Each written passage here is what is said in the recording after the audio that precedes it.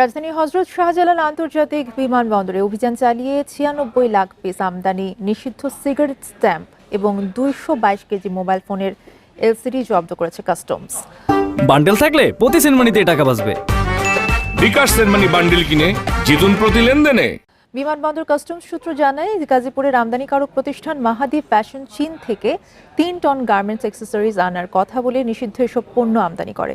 পরে C&F agent city airlines bill of entry দাখিল করলেও পরস্পরের যোগসাজশে নিষিদ্ধ এসব পণ্য খালাসের চেষ্টা করে। তবে গোপন সংবাদের ভিত্তিতে এসব পণ্য জব্দ করে বিমানবন্দরের এয়ার ফ্রেট ইউনিট।